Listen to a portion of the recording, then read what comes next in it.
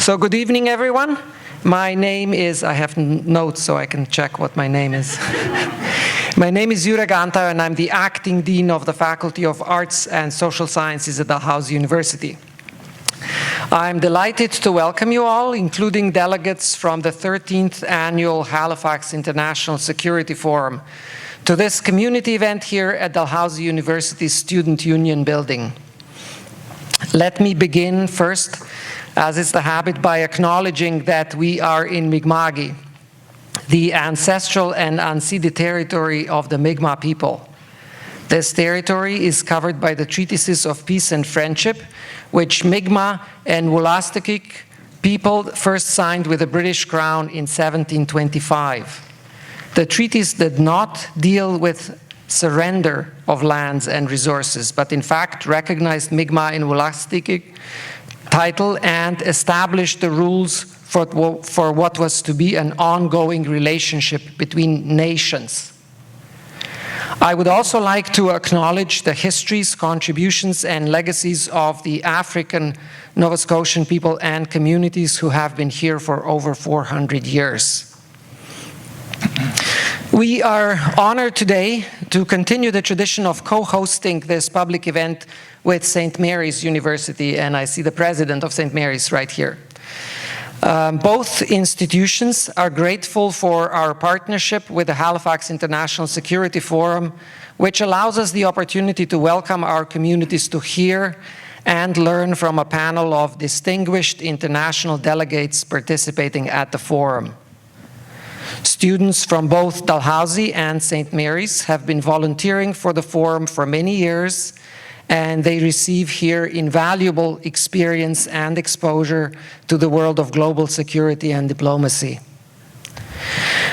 You probably know that being a global citizen, that is a person aware of the complexities of international relations and conscious of others, and not just of oneself, is not only the prerogative of arts and social sciences students, but the necessity of any modern human. Only if we attempt to understand how the world as a whole functions will we be able to make the meaningful changes that everyone is hoping for. We are very happy to welcome you to our campus and seeing you all here this evening. I know that this room is not as full as it was 2 years ago, and that we still have to wear masks and spend time finding our QR codes, but we are back in person tonight and in our classrooms, and this should give everyone a sense of optimism. It is very appropriate then that the title of this evening's discussion is "The World After COVID, What's Next?" The title of the last forum, the one that took place before the pandemic, was "Populism Peaked." It focused on the dangers, if I may borrow from our provost summary, that the sweeping global sense of despair poses to the future of democratic governance. I'm not suggesting that populism is no longer dangerous today, but perhaps we can focus this evening on hope instead of on despair. Hope that the spread of COVID-19 is under control and that we are on our way back to normalcy.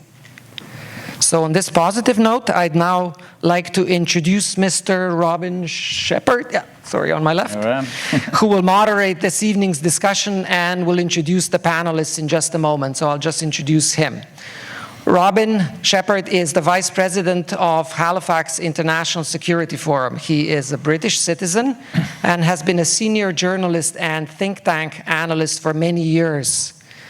Among the highlights of his career, he has been the head of the Europe program at Chatham House, the Moscow bureau chief for the Times of London, and the author of 2 books, A State Beyond the Pale, Europe's Problem with Israel, and Czechoslovakia, the Velvet Revolution and Beyond. Please join me in welcoming Mr. Robin Shepard.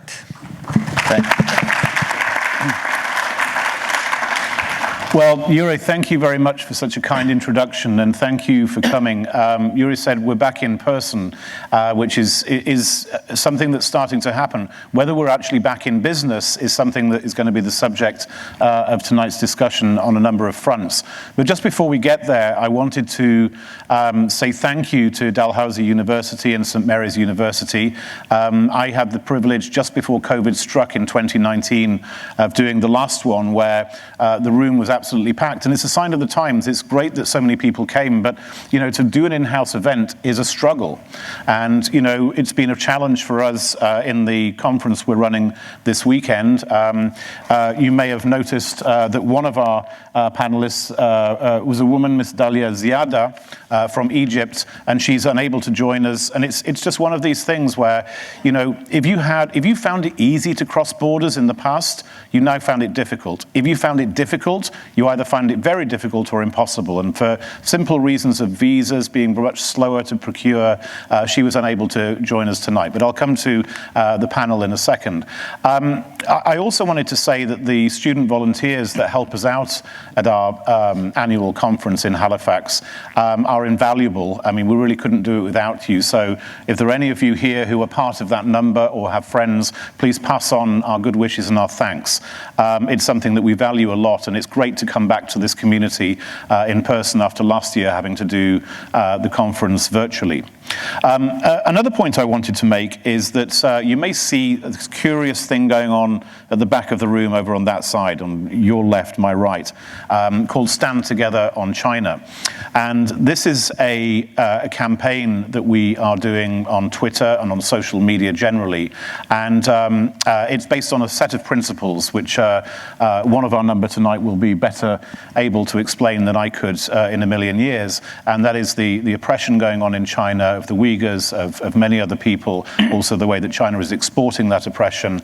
And the idea is that if you are interested in supporting people like the Uyghurs, you can go to the back of the hall there and do a 10-second little video clip, which we'll put up on Twitter, thereby standing together on China. And the person who's in charge of that is my colleague Emily Law, who's Hong Kong born, and like myself is a non-American living in Washington, D.C., and Emily will be happy to help you out, I'm absolutely sure. Well, let's move on to the discussion. The world after COVID, what's next? It's obviously an open-ended question.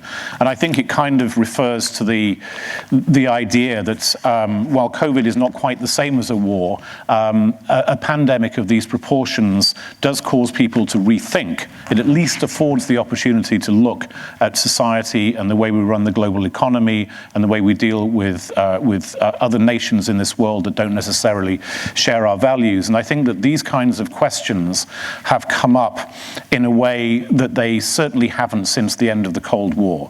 It doesn't mean we're going to get the right answers, but I think it affords an opportunity to discuss things in a manner that we sort of almost complacently fell out of the habit of doing. And you hear politicians all the time talking about build back better, which is a nice phrase. What does it actually mean? And that's kind of the question. I'll come to the opening question in a minute, but let me just introduce the panelists tonight. I already mentioned that Ms. Dalia Ziada was unable to join us. Mr. Dolkun Issa, the president of the World Uyghur Congress, is here to my right. And Dolkun, last week in Prague, the Uyghurs held their, is it an annual congress? The General Assembly. The General Assembly, at which he was re-elected as president. So delighted to have you here, and thank you for making the trip. Next to Dolkun is Daouda Sembene, who's a managing partner at AfriCatalyst Global Development Partners. And Daouda is from Senegal. And so I think he's made the longest trip of any of us. So thank you very much for being with us. And Shuvaloy Majumdar, or Shuv as he's told me to call him, valiantly stepped in at the last minute.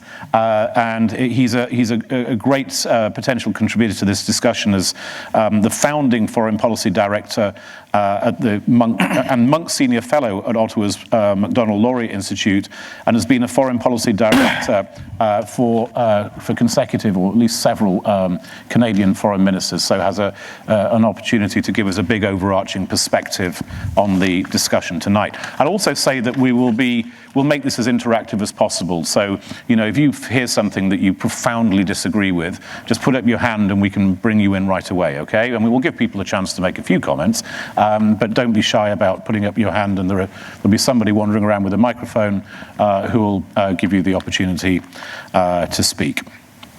So, let me start with you, Dolkun. This broad question of has COVID affected the issues that matter most to you?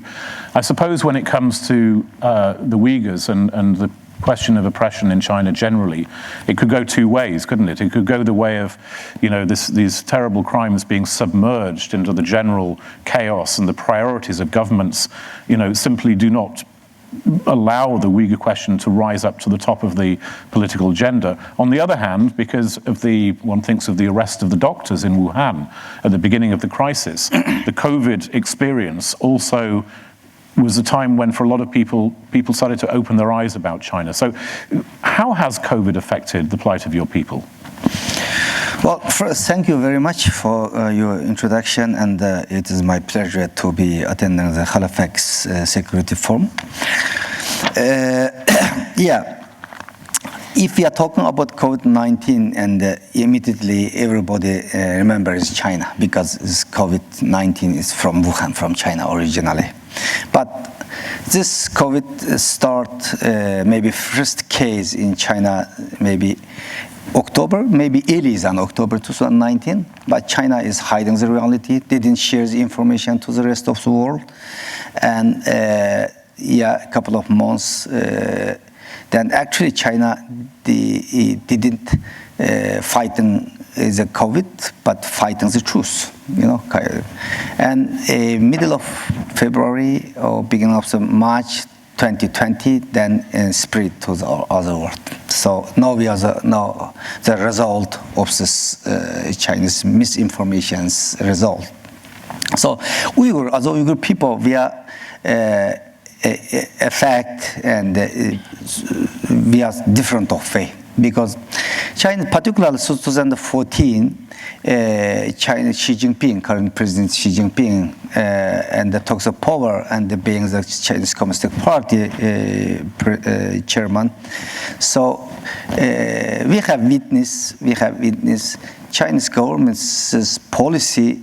It changed from assimilation policy towards the Uyghurs to genocidal policy. So, and step by step, since 2016, Xi Jinping appointed former party secretary in Tibet, Xinjiang, appointed party secretary in Uyghur region, East Turkestan. So when he is Xinjiang, he was the party secretary in Tibet. He starts a so-called re-education camp here, and surveillance system, and also checkpoint. After he appointed a party secretary in East Turkestan, and the first thing is he turned whole region is open air prison. Open air prison. The only example, Urumqi is capital of the East Turkestan. Only one city, he set up 960 police checkpoint. It is mean every 200 meters, one police monitoring checkpoint. This is also, and step by step up to this checkpoint, and he testing digital surveillance system. For 2016-2017, he said, voice recognition camera, facial recognition camera testing for the Uyghurs. And also the Chinese government officially reported 12 million people's DNA test, on the blood sample. That's all. Then QR code gives a special card for the Uyghurs. And if you put your card immediately, and they recognize your ethnicity. So then the Chinese government, after successfully testing the surveillance, digital surveillance system is facial recognition and voice recognition, then use this technology to the other part of China, Tibet and China and even Hong Kong. Today, China, as I know, at least China export this surveillance, this technology to more than 20 countries, even some European countries also. So the surveillance technology that is talked about of the surveillance state in China, essentially the Uyghur population was used as the guinea pig to see how this would work, and when it was seen to work, it was expanded across China and exported as well. Yes, yes. So China used two ways to surveillance. One is the use advantage of the technology and the digital surveillance technology, and also in-person controls. And 2017. 2016, 17, this test of facial recognition, the surveillance technology, digital technology, and installed camera, air apartment building, everything. But it's not good enough. 2018, 2016, Chinese government sent 2 million Communist Party members to the Uyghur family. And this person staying with you in the couple of months, even and 24 hours monitoring you all. What do you eat? What do you speak? Hold on, just so I understand this. Do you mean that the Communist Party sent people to live in the home? Yes. And so you and your wife and your children, and then somebody just comes and lives in your home for a certain period of time? Yes. So is sent person in person to monitoring you 24 hours. What do you eat? What do you speaking? What is it doing? Everything in person monitoring. So at that time, Chinese government 2016 and the so-called eradication camp, and the beginning of 2017, and actually it is the concentration camp. Today's concentration camp, and we don't know exact number, but at least 3 million people in the concentration camp. 3 million people. But United Nations all the time is on international media talking about 1 million, because this is UN language. Until 2018, actually Chinese government starts education camp, so-called education concentration camp, start 2016. Along them 2 years, until 2018 August, nearly no one, and no countries, and a little bit media covering this, but nearly no country is pay attention for this.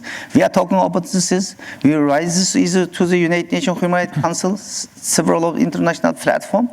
But 2018 United Nations Committee eliminated Racial Discrimination Committee, third committee reviewed Chinese report. Then UN expert study on this. Then they are saying 1 million Uyghur and sent to lockdown for the concentration camp. Then this is the turning point. Then quite a lot of international media attention and the countries. So that's why most of them people and the media all the time is 1 million Uyghurs, but we believe at least 3 million Uyghurs in the concentration camp. So 2020 and in this COVID-19 spread, we are very worried because these Uyghurs who living in the concentration camps, the condition, environment is very bad. And so we are worried.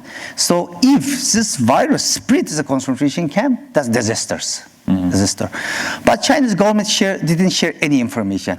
February 2020, in middle of February, Chinese government shared very little information, saying only 74 cases was happening in Xinjiang.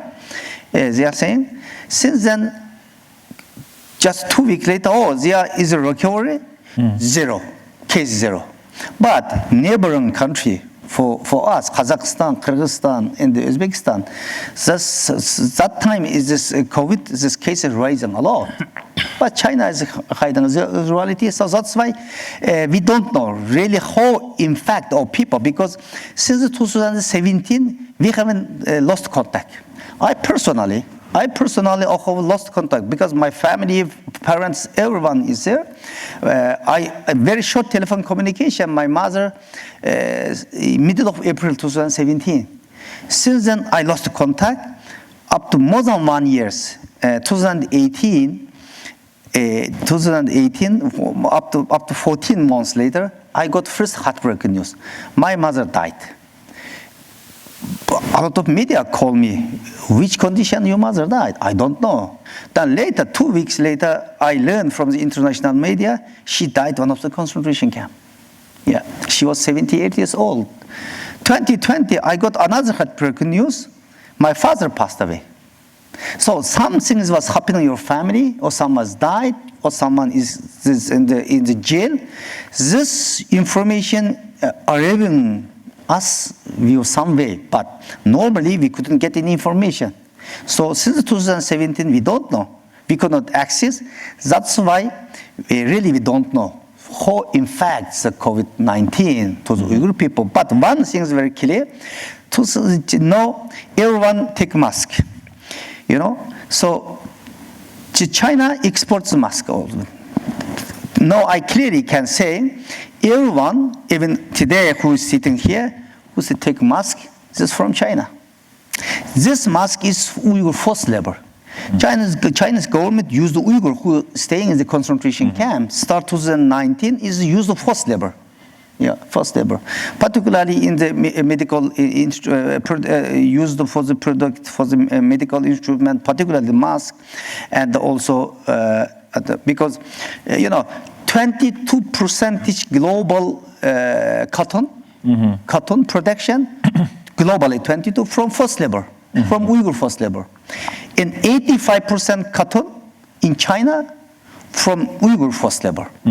Yeah, so this is the only we can say at the moment how we in fact for the COVID-19 for the Uyghurs. Yeah. Dolkun, we'll certainly come back to a lot of these very interesting and very disturbing realities you're describing. As an overarching foreign policy person, Shuv, I must admit there were a couple of things that I heard there that I hadn't heard before. Is that the case with you too? And we've been watching the situation that the Uyghurs have been affected by for many years now. And I think in the West, because of our economic reliance on Chinese supply chains, there's a reluctance to discuss the brutal nature of where a lot of these products in the West are coming from and the people that produce them. And so when you think about how China has weaponized commerce over the last decade, instead of being a partner to the West in their economic development, they are now taking commanding positions across critical supply chains, whether it's PPE, clothing manufacturing, other things, to extend their power as best as possible. You know, the numbers that the UN puts out about 1 million Uyghurs being in concentration camps are low. Clearly, they are much higher. The presence of the Communist Party in the homes of Uyghurs is something new that I'd only heard rumors about, but to have the president of the Uyghur World Congress say it on this stage, I think is a terrible indictment to how deeply the Chinese state is controlling this population, not just digitally, but also manifest in person in the lives of ordinary people. So there's some shocking realities of what's happening in the Uyghur Autonomous Region that I think, as we look at Beijing Olympics and other events in the year to come, are critical to bear in how we make our own policy decisions. Daouda, one way or another, there's a sort of line into what I take to be your main area of expertise, which is the global economy, supply chains, and development. And I wonder whether, to take half a step back, what you think that the whole pandemic situation has done to the issues that matter most to you in international development and supply chains, and in many ways the Global South is largely excluded from the decision-making, the global decision-making process. Do you think that there is at least an opportunity to revisit this in a positive way?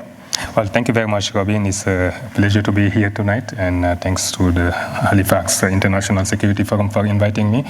You're right. I think the Global South has been facing a number of challenges before COVID. And of course, when you talked about global development challenges facing those countries around the world, you're talking about actually people living in poverty. It is estimated around the world that 10% of the world population live in extreme poverty. It means actually they live with less than 2 dollars a day. And of course, it means actually being faced with a number of problems, being restricted from accessing basic services. It also means actually living with the inability to send your children to universities like this one, to school, even primary school.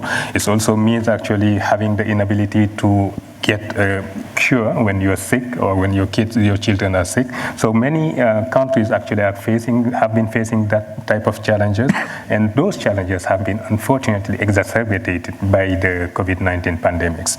If you take the example of African countries, many of which of course are developing countries living with those poverty issues, it is estimated that tens of millions of people actually was relegated to poverty because of the pandemics.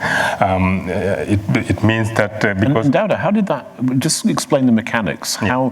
How did the COVID pandemic translate into greater poverty? Well, you take the case of Africa that I just talked about. Africa has been on a very strong growth trajectory over the past 25 years, reaching over 5% a year of GDP growth per year.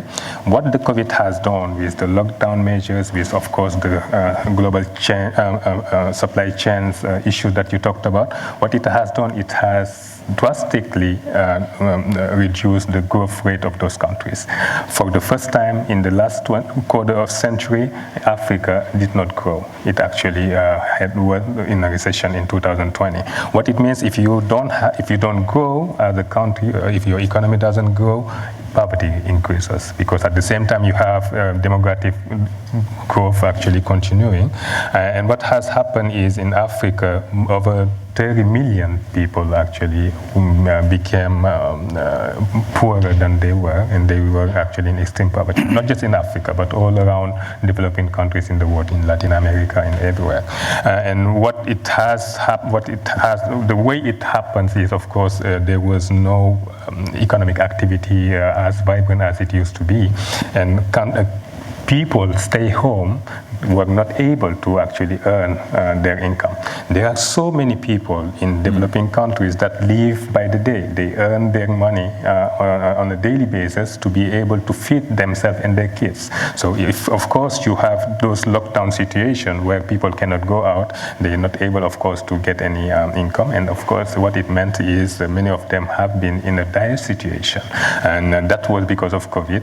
And those issues that they were facing before even the pandemic actually got aggravated, and unfortunately it has created a lot of challenges, and many of those countries are now facing more financing needs that they used to face in the past. Those needs that they had to fund their development needs, the resources that they are looking for to finance their development needs are not there, and the gap was even higher. They were less able to mobilize tax revenues to fund their development. They were more able to get foreign assistance to fund their development, because of course traditional donors also were facing issues at home.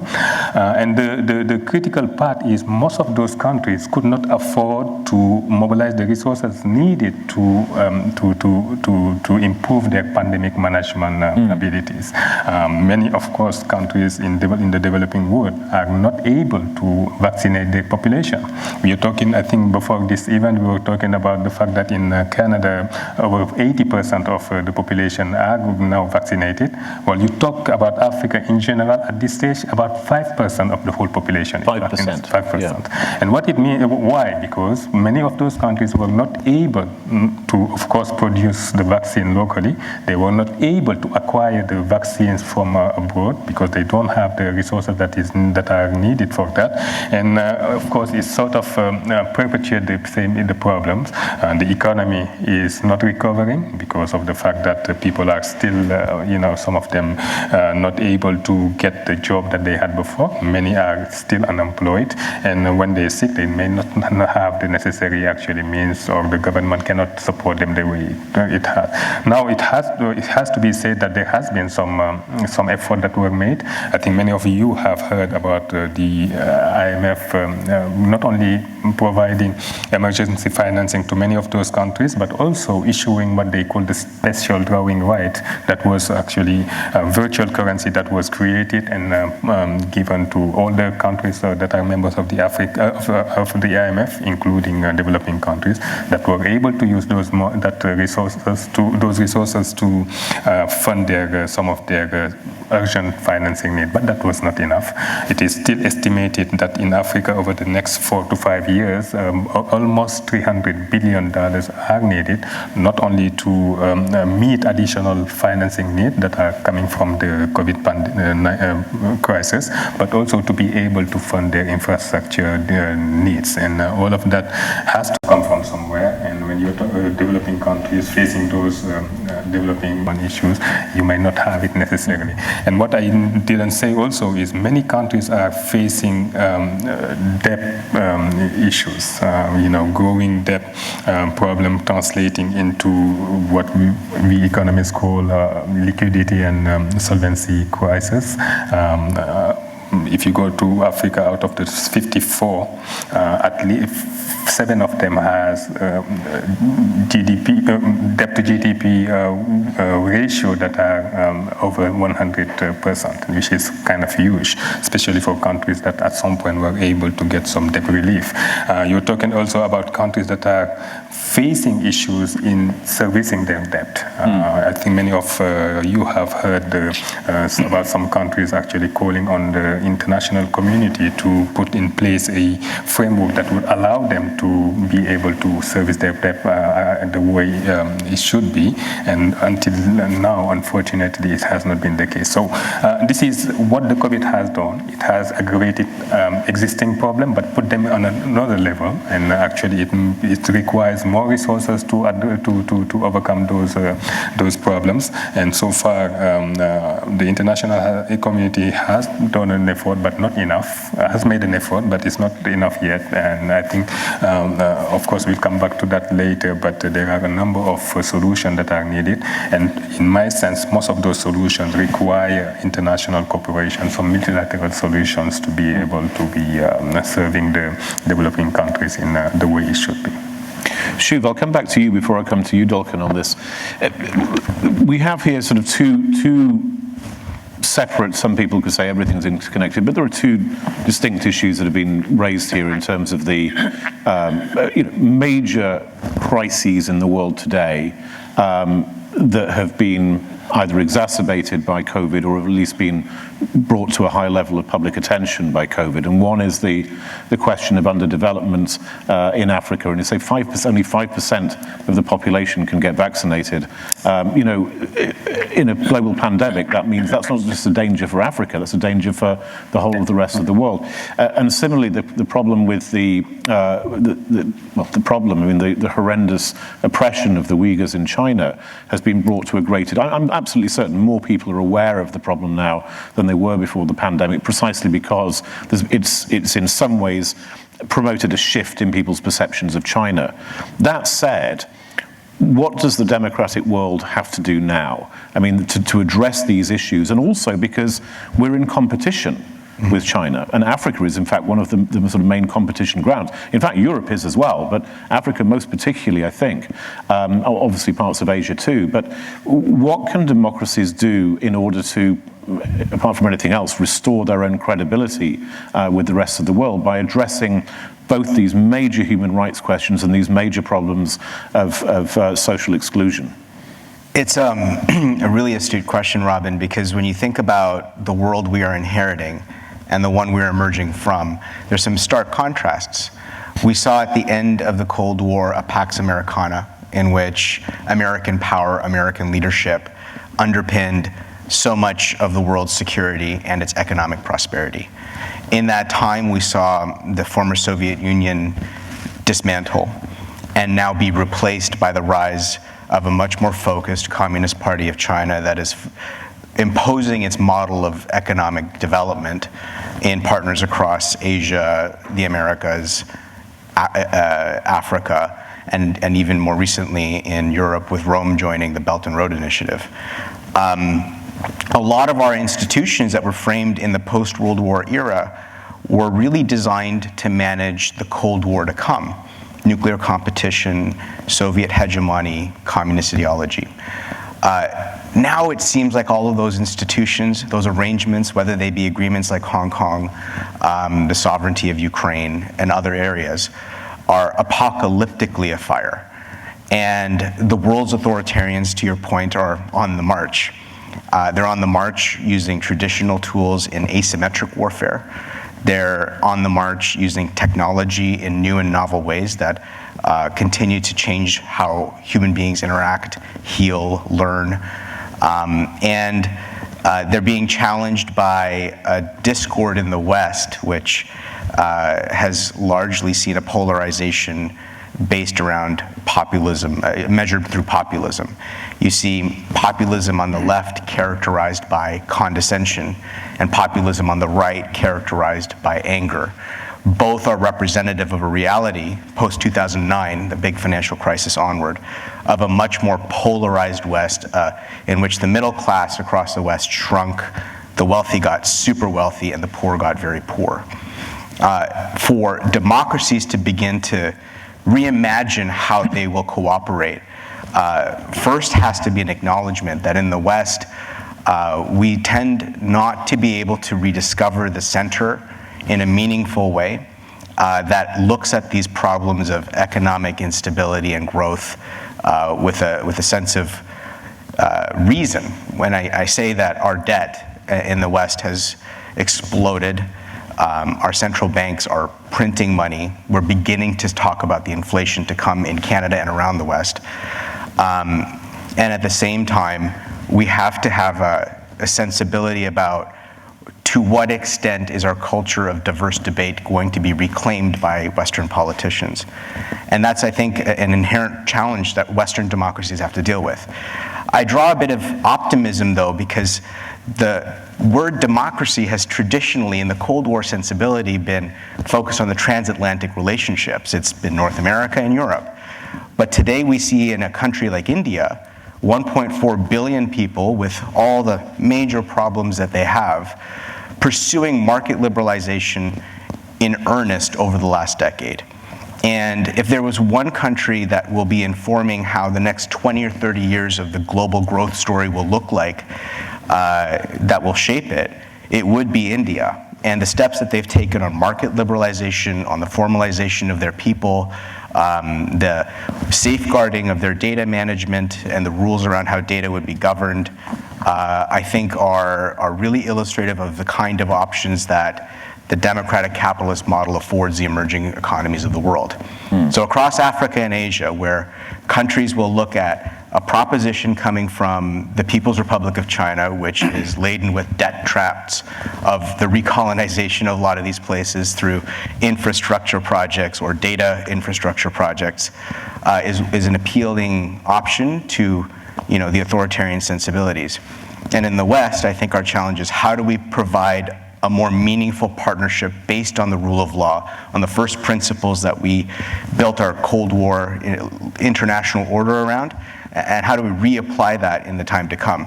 And that's where you see new coalitions emerging that I think are exciting, whether it's the quadrilateral security dialogue, which is going beyond a discussion on security between Australia, Japan, India, and America, but also into economic modeling, secure supply chains, production lines that are more resilient from authoritarian aggression. A few weeks ago, we saw India, Israel, the UAE, and the United States begin their own sense of what a quad would look like for that immediate region. The African Free Trade Agreement, I think, is something that has been a monumental foundational step forward for continental cooperation. Now, how capital pools, whether it comes from the world of international finance or global private equity, engage with that is going to be a really interesting question. But I don't want to be all doom and gloom, because I do see that in this refashioning of how democracies learn to cooperate with each other is an opportunity to update the international order in a way that actually serves the world's poor and creates a better future for all. Well, that's a perfect segue into the question I was going to ask, whether you ended like that or not. I read your mind. Both Daouda and to Dolkun, and that is the opportunity is there, but for the very reasons that Shuv raised, that after the 2008 financial crisis, there was both an economic crisis and a subsequent political crisis, and it made, I'll just throw out my own opinion, it certainly made Western countries very introspective. And so yes, if you get a president or a prime minister on the international stage and they ask about the Uyghurs, they'll say, yes, it's terrible, and da, da, da. You ask them about debt and poverty and underdevelopment and lack of vaccines in Africa, and they'll say how terrible it is. Are they actually going to do something about it? And so my question to you, first of all, Dolkun, is I'm sure you hear the rhetoric all the time. What actually needs to be done, and is it in fact possible for democracies around the world to really help you out? Well, Shu already saying is that transatlantic cooperation is necessarily. Unfortunately, China now is trying to split the country. And no, unfortunately, we have seen particularly democratic nation, democratic countries is not coming same voice. They are split a lot. Particularly for today is the 21st century Chinese Communist Party commit genocide against the Uyghurs. So far, 6 parliament officials recognizes genocide. One of them Canadian parliament. First Canadian parliament recognizes this. U.S. government recognizes as a genocide. Former administration, also current administration, both. But for this issue, the country cannot come in same voice. In the United Nations, country divided 2 parts. One part is jointly statement condemning Chinese policy towards Uyghur, Tibet, Hong Kong. But China is mobilized more than other country. For example, September is October. 43 countries made jointly statement condemning China, but China mobilized 64 countries. It is mean now is voice of the democracy is weak. Authoritarian countries getting more united because China and mobilizes all country and economic monopolized, and China used one road, one belt in the road belt initiative, and the economic expansion. They use economic power trying to monopolize it. This country, not only this country, also international human rights system. We have seen today UN Human Rights Council completely monopolized by China. Even sometimes very difficult for us, Tibetan, Hong Kongers, Taiwanese people cannot attend this. No, yes, we attend, but China trying to different of way, making pressure to the secretariat. Even I was kicked out from the UN 2017, you know. So same situation was happening some other activists, Tibetan activists, Hong Kong's activists. And in the Europe and today United States make some sanction to the Chinese government, but some European countries make business continue. I already talking about the Chinese government commit genocide against Uyghur, forced labor. It is slavery 21st century. But so many Western companies continue make business. Germany, Volkswagen is Second World War, and the cooperate with Nazi regime. They have a bad record, but they are doing same things today. They are operating car in Urumqi, Turkestan. No? So actually this is if 75 years ago is never again is a promised world leaders, but never again is happening again today. Unfortunately, most of some countries just because of the economic interest. But Dolkun, here's the question: is that it's very hard to listen to what you say without feeling very disturbed by it and having enormous sympathy. But you probably had enough of sympathy. What actually can be done? Not a lot happens in the democratic world without leadership of the United States. Let's say the United States, if you had Joe Biden here, yes, and he promised you, I will do exactly what you say, short of starting a war, which I'm sure you're not advocating, what would that thing be? So first, at this time, not correct time, business as usual. So supply change and the country and should be and approve the is a forced labor convention. You know, so stop business with China because why China today doing this in front of this and Hong Kong democracy over, you know, because 20 years ago China is not economic power. Mm-hmm. Today China is second big economic power, so that's why ignore it all. So that's why stop business with China. But you don't mean stop, do you mean stop business where it's clear that China has been using forced labor to produce goods, or do you mean stop business? You don't mean a complete No, it is impossible, forced labor at this, right. Forced labor. Yeah. But still is most of them company continue, have a link with forced labor, but continue. Secondly is the Beijing Olympic. Beijing Olympic 2022 is Winter Olympics. This must be boycott. Yesterday, and Joe Biden government administration saying the diplomatic boycott. It is good, but it's not good enough. Diplomatic boycott, completely boycott, because this is a genocidal Olympic. So world should be, and athlete. This is not only responsibility of the government. All human beings, athlete, NGOs, and the people, company. All have a legal obligation, some have the moral obligation. Should be fully boycott for the Beijing Olympic, and all human beings should be thinking on this own responsibility. Particularly democratic nation should be cooperate, and transatlantic cooperation is necessarily only this way to stop this. Yeah. Right. I'm sure members of the audience will want to come back to you with many questions about that subject. Daouda, it's a quite similar subject. I mean, when I put it in terms of, if you had Joe Biden here, but if you had the leaders of the democratic world here, what actually is it concretely that they should be doing that would help, alleviate the kind of problems you described a few moments ago? I think if we look at the situation that the world is facing right now, there are actually a couple of issues that are critically, that needs to be addressed critically and urgently. There is actually an inability by the international community to deliver global public goods that are needed by the whole community. I think you mentioned earlier that if there are some COVID cases in Africa, the whole world is threatened. So I think it has to be understood, and it has to drive the world community, the global community, to look at ways to deliver this public good in the area of health, for instance, how you can guarantee and ensure that there is global health security around the world, not only within the confine of the Western countries or other countries, but around the world.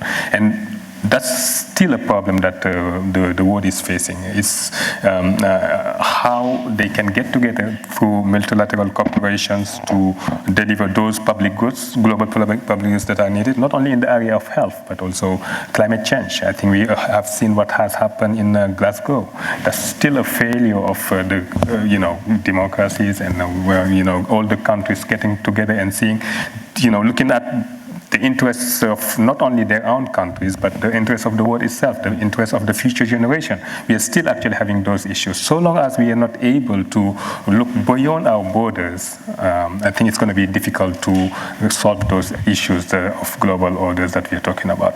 And I think the COVID has shown us that I think in the post-COVID, the global order will not survive if you're not able to get together, around the world, especially, of course, countries with shared norms, whether it's democratic norms. I think to get together and be able to say, okay, this is for our common, interest. Let's get together and see how we do it. Are we going to put in place some, are we going to ask the UN to do a better role? In the case of COVID, for instance, actually the WHO. Would it be empowered instead of being sort of weakened, as we have seen in the past? Are we going to actually get some global institution to really play the critical role that is needed to really get all the countries together to address climate change? I think those are critical, urgent needs that needs to be addressed if we want in the post-COVID world to really have, overcome this type of issue that we are talking about. No, I was just going to say that it's very interesting the way you put that. That actually we now have two. We always had, well, for a long time we had the climate issue, which is obviously, it doesn't just affect one country. It's not going to stop, global warming at the borders of Britain, and then it's going to get cooler in France. I mean, clearly, the problem arises in every single part of the world and affects every other part of the world. And the pandemic is actually quite similar in that respect. And those are sort of a couplet of issues.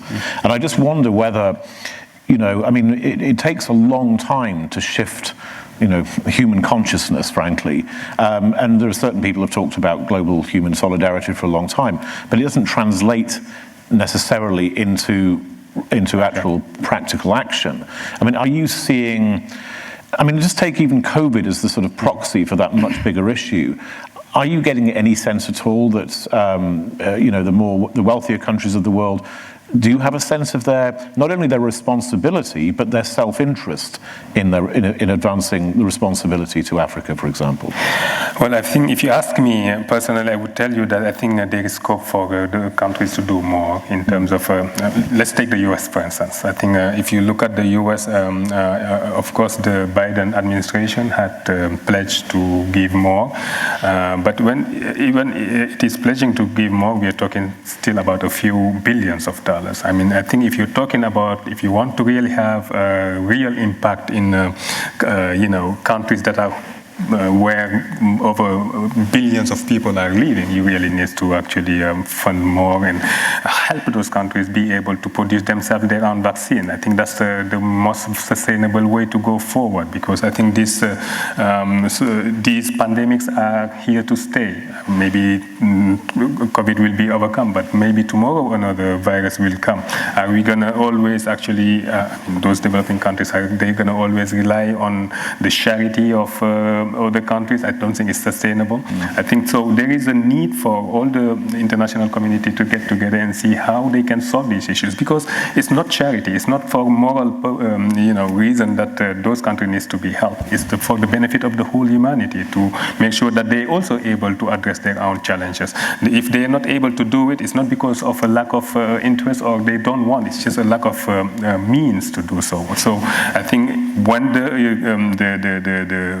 world realizes that it is in their best interest to make sure that all countries are well equipped to address those issues, I think then they can get together. Now, what concrete action needs to be taken to do so? I think it's more of the population that has to do it. I think population that elects their leaders, I think if they are very much aware of the fact that they can make a difference not only in their own countries but beyond, then they can actually give the political mandate for people they elect to do something. So long as I think we are living what we have been living over the past several years, where there is a rise in the populist sentiment, there is a rise in nationalist sentiment. I think and of course nationalist leaders are winning elections.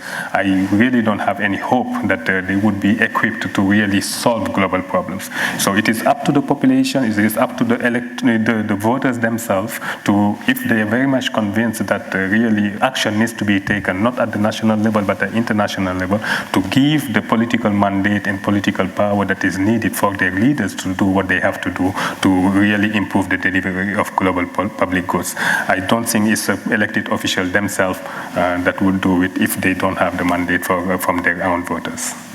Right. I would like to bring in questions. It's quite hard for me to see people because of the light. So if anybody wants to ask a question, just raise their hand. And somebody at the back there, please. Yeah, and just say your name and what you do. You don't have to go into details, but just so we know who we're speaking to. Hi, my name is Dr. Natalie Goshen. I teach law and politics courses at Acadia University, and I also teach gender and religion courses, specifically Islam, at St. Mary's University. So you've spoken a lot today about what the democratic states, what the powerful states in the world can do to help these sort of dire situations that we've been discussing. But given the self-interest of states, given China's veto power on the Security Council, this situation still seems hopeless. Like I sit here and I feel hopeless. So what can we do, so this sort of interested citizenry, what can we do as individuals? Is there any way for us to make a difference? Again, looking for concrete suggestions. Thank you. Yeah, actually, this is a good one straight back to you, Daouda, because pretty much you picked up where he left off. Is like, okay, so let's say that the citizenry, given governments, are driven by these days by a lot of forces pushing them, even if they're not populist themselves, pushing them into the sort of populist, introspective political run. So, in answer to that question, what actually should the citizens be doing? Well, first of all, you have to make your elected official accountable. If I am a citizen that elects actually a government that I don't feel is doing what it has to do, what it must do actually, of course, I have to sanction. But I think I am not saying that the citizens are not doing anything. I think the good thing is people like us working on international development. We see every day people from all around the world, from all democracies, all Western countries, coming to developing countries and trying really in good faith to also contribute to solution to development problems. So yeah, there are actually people doing, but it has to be coordinated. It has to be done in a way that is effective. It has to be, of course, involve also the implication of government and the global community in general.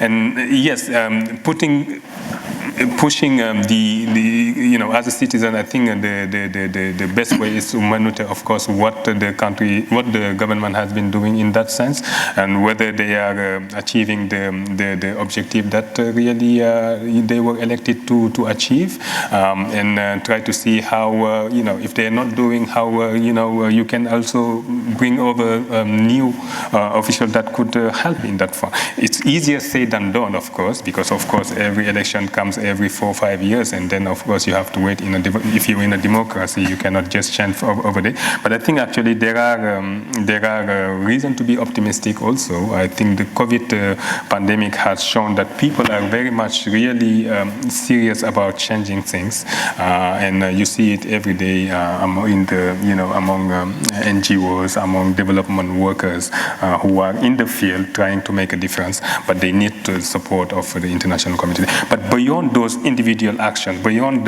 even the country level actions, we need something more global, global initiatives that really are supported by a serious sort of commitment to changing things, serious commitment to help address those global challenges that we are facing, whether it's a global development challenge, whether it's global security challenges. I think that's how a difference can be made, and I think actually it can be done if the citizens are very much really pushing for it.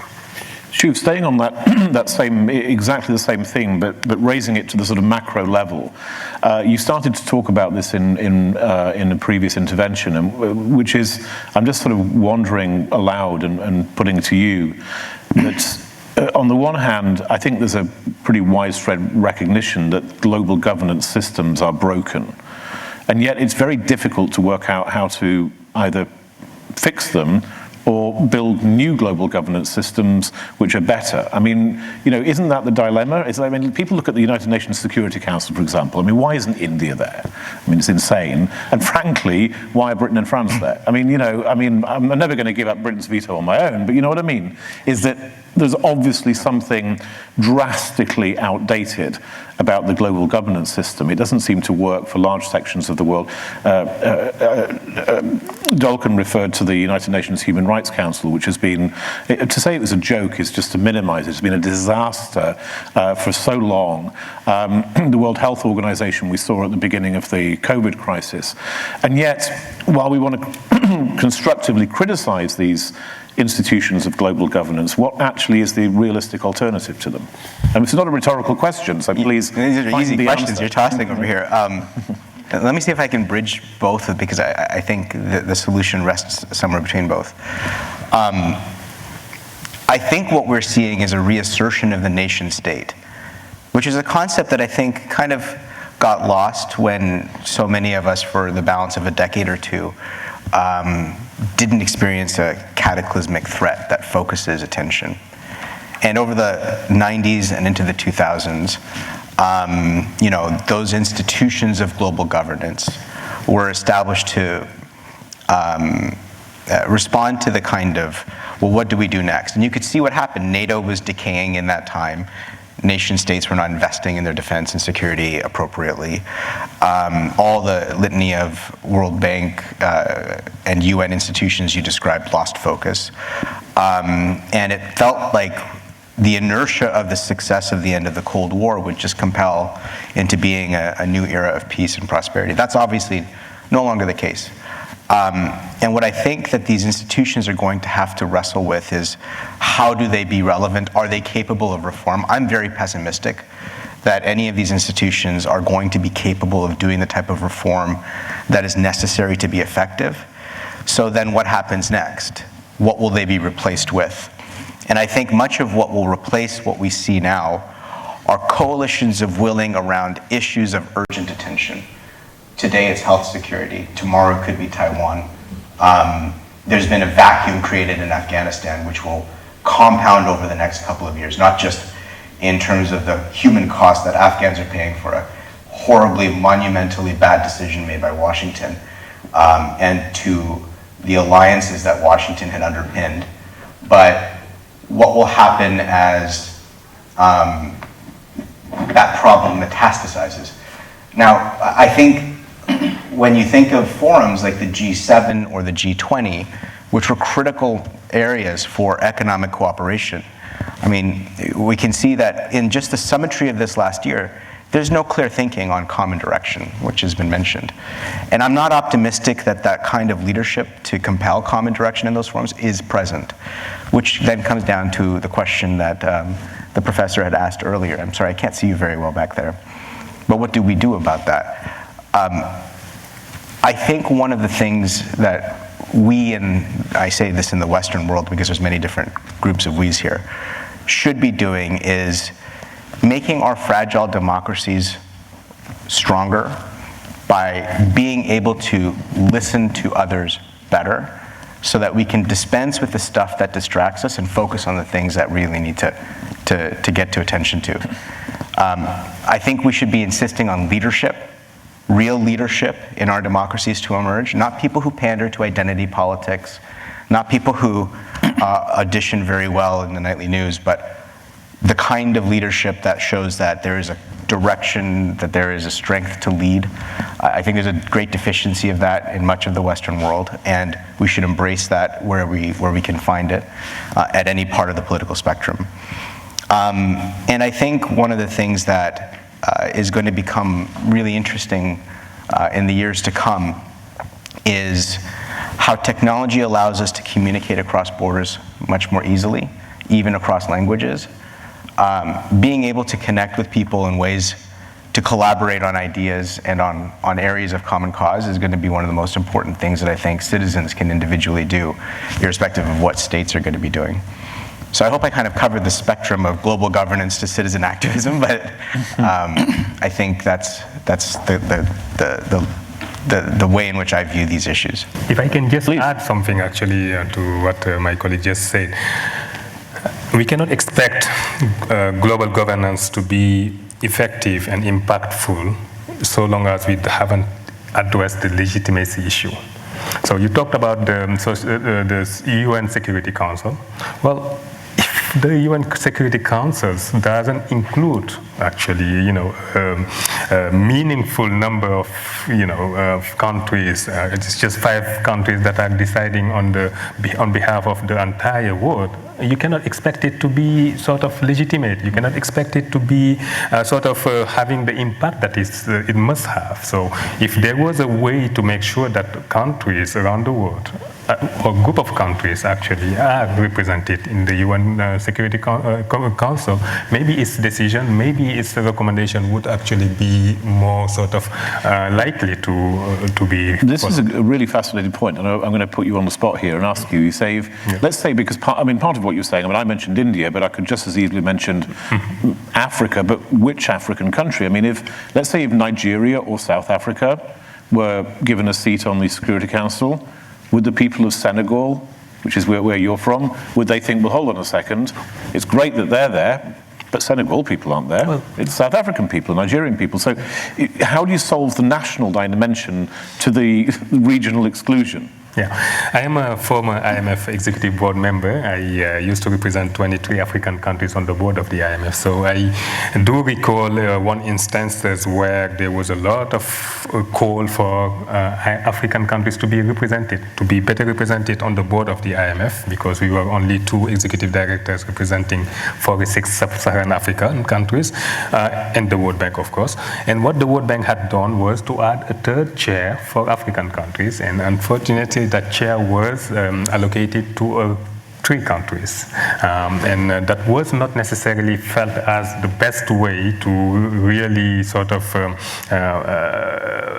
give African countries a voice. So this is a way to say that if you want to add a seat on the UN Security Council, I think the best practice would not be to give it to one African country or to another, but find a way to maybe have a group of countries being represented, or actually having a rotation mechanism, so that actually countries feel like even if they are not there this year, they are still actually part of the decision process, and they can do. But it was just an example that I gave regarding the UN Security Council. But this is also the issue of the G20, it's the issue of the G7. How can you expect the G20, for instance, of course, in terms of the world economy, it represents over 80% of the world economy. But in terms of countries, it doesn't represent, you're talking about maybe 20 countries plus the European Union, so you're talking at most about 30, 40 countries of a world of, it's less than 25% of the countries in general. How African countries that are only, they're not represented because South Africa is there on its own. So basically the 53 remaining African countries, how would they feel like any decision by the G20 might be something that is legitimate? Maybe not. I was curious to see, I was very amused by one piece that was written by Jeffrey Sachs when he was saying that the G20 should add African Union as a member. I think maybe it could be symbolic, but it could be also a way for some countries to feel like they're represented in this type of body, that in such a way that when they make a decision or when they make a recommendation, they can feel more actually into with it and try to actually. So my main point is you cannot expect an international institution or organization being effective so long as it doesn't represent properly actually all the global community. As you said, the legitimacy question. Of course. Yeah. I say again, I can't see. Does anybody have a question here? There's a lady at the. I think there's a lady at the back. There's a silhouette at the back since the lights are right in my eyes. Good evening, Jude Terry. I am one of the fellows on the Halifax Peace with Women Fellowship. So my question relates to resilience. I'm surprised that none of the panel members mentioned resilience in a world of COVID-19, in particular in terms of supply chain and our reliance globally. I'm interested in what you think we can do that doesn't allow us to focus inwardly from our own nations, which would perhaps be the instinct, but is also likely to cost more money. And how you think we can manage that in a democracy on a global scale by building relationships of trust in a world where, as you've accurately described, every 4 or 5 years the world changes and we may be looking slightly differently at where we are in the future. Shuvaloy, do you want to have a go at that one? Yeah, sure. Supply chain, resilience around supply chains has huge and consequential questions, as you know, about the era of strategic competition we're in. What China has positioned itself as the world's global manufacturer on critical things that the West requires has afforded them a great deal of power on the international system and on national economies. And I think that if the world is going to get serious about confronting how to do business with China, we need to take our colleagues' advice very seriously. There will be a cost to doing so in the short term. But there will also be a net benefit in long term of the one objective that I think governments around the world really need to focus on, which is economic growth. And so in the context of resilience, I would say that, as the Western world thinks about repaying the debts that they've accrued to just get through the last couple of years, and still the debts that came from 2009 onwards, thinking at a longer level about how cooperation can be strengthened between economies that trust each other, underpinned by the rule of law, is a critical question. The biggest enemy in the developing world for those nation states to access a rule of law based global economy, a different type of globalization, is endemic corruption in their own institutions. And until we figure out a way to have much more transparency around how emerging oligarchs and kleptocrats inside developing economies take control of the state apparatus and afford a lot more transparency around transactions and resilience around those, it's going to be a very difficult thing to do, because the Chinese economic model for development is one that's very attractive to authoritarians who don't want transparency, and the Western world that wants to do long-term partnerships for meaningful economic development will have a very difficult time navigating the corruption regimes that they need to deal with. And so I think there's some work that's been done on how corruption can be addressed in the developing world, but I think a lot more needs to happen, and indeed democracies, the world's largest economies that are looking to partner with emerging economies, need to be very clear about what their expectations are around that type of transparency against corruption. Dolkun, Lisa, coming back to this point about global governance, and you yourself mentioned the Human Rights Council, which used to be called the Human Rights Commission, I think, and I think the Bush administration pulled out of it, was the first American administration to pull out. And are these institutions, is that institution reformable? Is the United Nations Human Rights Commission reformable? Or is it simply a fact of the nature of I remember, many people here will remember that the big broadside criticism of George W. Bush's first term as president was that it was unilateralist. And they pulled out of various things, more so, in fact, in some ways than the Trump administration did, of international institutions, said, look, these institutions are useless, or they're corrupt, or they're compromised with dictators, and so on.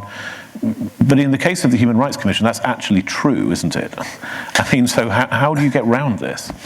Well, now is China is economic power trying to manipulate it, and the United Nations Human Rights Council. Not only United Nations Human Rights Council, different of international body, for example, misuse Interpol as well. And if the China, Russia, and Iran, and this country is misuse Interpol and just against the criticism and the oppositions. So we have seen now is China is the United Nations Human Rights Council 47 countries, but most of them very corrupted government. And most of them and the perpetrator for the human rights violator. For example, China, Saudi Arabia, Egypt. All these countries, they have a lot of. They are creating this alliance, then creating one bloc. No, it controls the Human Rights Council. Actually, United Nations Human Rights Council is the body in creating this better condition for the human right. But unfortunately, this control holds the human rights body. No, that's why I'm saying is the voice of democracy and the rule of law, human right is getting weak. But the authoritarian regime like China and the control holds the UN body. No, is not slowly meaningless. Is a loss of its really rule. So that's why it should be UN Human Rights Council. Some other international body must be reformed. Democracy's rule of law, human rights should be protected. So this is necessarily essential. Is at least democratic nation, democratic country should be getting one voice. Otherwise, otherwise is China just mobilized the whole authoritarian regime, and it changed. Today is China trying to determine international norm. We have seen Chinese government resolution was passed the United Nations Human Rights Council saying it's just developed, and you give the food to your people. And food your stomach, it is a human right. This is a human right. So China slowly use its power, change all system in the internationally. This is the disaster. Yeah. If I could just add to that, the old system is clearly dying or expired as a means to mitigate these global pressures, and the new systems have not yet been born. That's where I think we're starting to see some very creative diplomacy happening around very specific shared interests, whether it's the long-term supply chain resilience of growth, the short-term health security issues. Nothing creates a more common point of reference than security pressures. So when I'm looking around the world at the alliances that are being built first, I look to see what are the common security alliances that are emerging. And we've seen so many acronyms emerge, right? Like Quad, AUKUS, NATO being revived. Like all of these different apparatus are trying to figure out how do they reset their cooperation around common security challenges. And then from there comes the economic prosperity of how those countries cooperate even more robustly on those areas. China's strategic competition has essentially turned one nuclear power of Pakistan into a colony, Russia into a gas station, and now speaks on behalf of a coalition of authoritarians. They recently committed to a $60 billion deal with Iran, who is now looking to quiet their own voice, Iran's own voice in Afghanistan in exchange for economic benefit from China's Belt and Road Initiative. The corridors that China is building by infrastructure in Central Asia into accessing Europe is designed to displace traditional trade routes through the marine, Arabian Sea, Indian Ocean. This is a very serious challenge, and I think that countries, as they begin to align on how they cooperate on this, is going to define what's going to come. And so, just to add to your point, like I think that this coalition of authoritarians for whom the Uyghurs are paying the highest price right now is a harbinger of what else is to come on that pathway that China is going on. We're going to close up in the top of the hour in about 7 minutes. I just wanted to give, does anybody else have any questions to ask from the audience? There's another silhouette over there. Can't see whether it's a... Hi, I'm Alan. I'm from Mexico, which is famously a very corrupt country politically, so I can't sadly not hold my politicians accountable. But I am studying journalism here at Dal, so I was wondering what you guys think is the role of journalism, or what is going to be the role of journalism in the next couple of years while this new sort of political order is formed. That's a great question, and since I'm a former journalist, I'm really happy to be able to pose that to everybody. We've talked about, the people, the citizenry. We've talked about national governments, and we've talked about supranational governance. But what about the so-called fourth estate? What about journalism? Journalism is there supposedly to hold people to account on the one hand, to report accurately on the other. And if you had three hands, see I'm bad at metaphors, if you had three hands, it's also a place to introduce new ideas to the public. So perhaps starting, we'll just go around this way. In fact, we'll make this our last 2 or 3 minutes each. Let's actually look at what do you want the journalists to do? What is the role of the media in solving or at least addressing these problems? Shoot first. Oh, you've triggered me with that question. And I hope I'm not going to say anything offensive to practicing journalists. I have a lot of admiration for journalists in the developing world who take on tyrants with great courage at huge personal cost. I know many of them. I've trained them. In a part of my career, I used to work at a place called the International Republican Institute, chaired by then Senator John McCain, doing trainings for civil society, including journalism in Iraq and Afghanistan. I believe that the craft of journalism is now going to land on the shoulder of the journalists themselves, and their quality will be measured by how rigorously they do investigative research and reporting, and secondly, on how effectively they are not governed by their editorial boards. I think journalism as an institution is broken.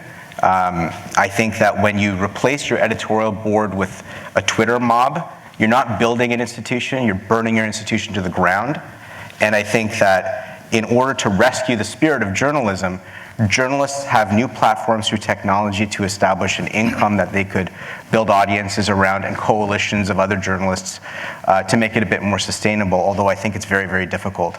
I'm now at a think tank, and I spend a lot of time with high-quality journalists in Canada and around the world. And the conversation we have is the most valuable thing that we have at a think tank is our platform and the opinion pieces we put out. So in addition to investigative journalism, I think that the future of most of the mainstream press as we know it will be the quality of their editorial boards, the honesty with which they showcase their bias. Bias is welcome. Don't pretend not to be biased.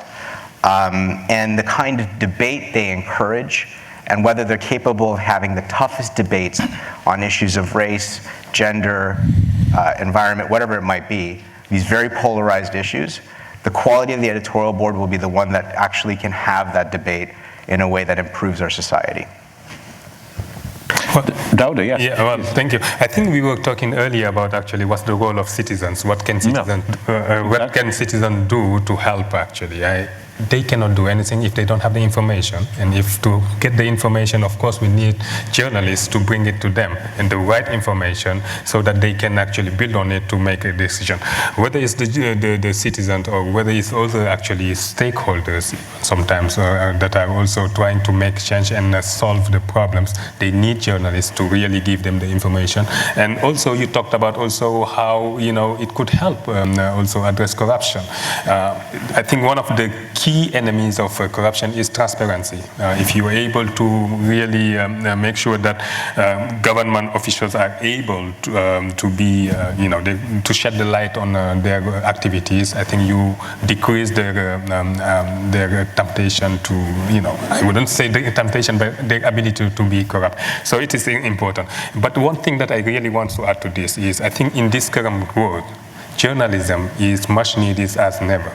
We are in a situation where there is a lot of influx every day on social media. There is a lot of disinformation everywhere that you're reading. If you're not able to have rigorous, investigative journalism, you are very much actually leaving the population at the hands of those who are sort of creating this sort of type of influx. So we need really to have those journalists that can, clarify what's really factual, what is not, what is in fact, what is not, and I think that's the best way for helping the population really get the right information and being able to contribute to efforts to address global challenges. Dolkun, the final words of this evening's discussion with you. Yeah, I agree with Shu is explained very good for what's the journalism. I would like to emphasize that journalism means China or some authoritarian country is, for example, in China, there is not journalism. There is so many in Beijing. I was staying for Beijing, and there is a journalism university, even journalism institute. But journalism in China is a tool of the Chinese Communist Party to a repression to the people. There is no free media, everything controlled by the government, and all journalists, all newspaper, all news agency, just a part of the Chinese propaganda machine. Just a perpetrator who can cooperate with the Chinese government. So, and even recently, not recently, actually, is very common in China is the social media. It's quite a lot of, for example, Facebook, and you cannot access in China. But some journalists, some high-level Chinese government official use the Twitter very active. Now, some group is very active, but normally people cannot access to the social media. So in China, so that's why all the Chinese newspaper, all Chinese journalists, and just a part of the Chinese Communist, part of propaganda machine and the crackdown, and this is the rule of the journalism in China, unfortunately. Would you say this is also true of the Western press? When China now permits various journalists to come back, do they create a filter on what they're allowed to report on versus what they're not allowed to report on that ultimately impedes how people in the West think of China? Well, in the Western media, most of the Western media you cannot access in China, particularly in Turkestan, impossible. In even Shanghai, Beijing, also and you cannot access most of them. And some Western journalists have represented in Beijing and Shanghai. Even they had also faced a lot of difficulty. For example, so far we know quite a lot of Western journalists and they kick out from China. For example, 2015, Gutilla, one of the French journalists, because she reported one of the cases in the Uyghur region. This is the reason Chinese government make a pressure to her saying you have to say apologize. She said no, because I'm a journalist. I report this true reality. Then China's government kick her out. Yeah. Question that's probably best to Robin, who is in Moscow. Well, we used to be. Well, look, ladies and gentlemen, if you're interested in these points of discussion that we've covered, and it's been, as I said, it would be quite a broad-ranging discussion this evening. You can access the discussions all the way through the weekend, the public parts of them at least, live streamed on the Halifax International Security Forum website. And we'd love to have you listen in and write to us and tell us what you think. Just remind you again, if you're touched at all by anything that Dolkun Issa said, this Stand Together on China campaign is very simple, doesn't ask you to do anything other than stand up for human rights and human dignity. And if you're interested in doing that, 10 seconds of your time, just go and see Emily at the back of the hall before you leave. But look, I'd really like to thank all of our participants this evening. It was a very educative discussion for me, and I'm sure it was for many people in the audience. And thank you for your time, for coming here to Halifax and for joining us this evening. So please join me in thanking our guests. Thank you.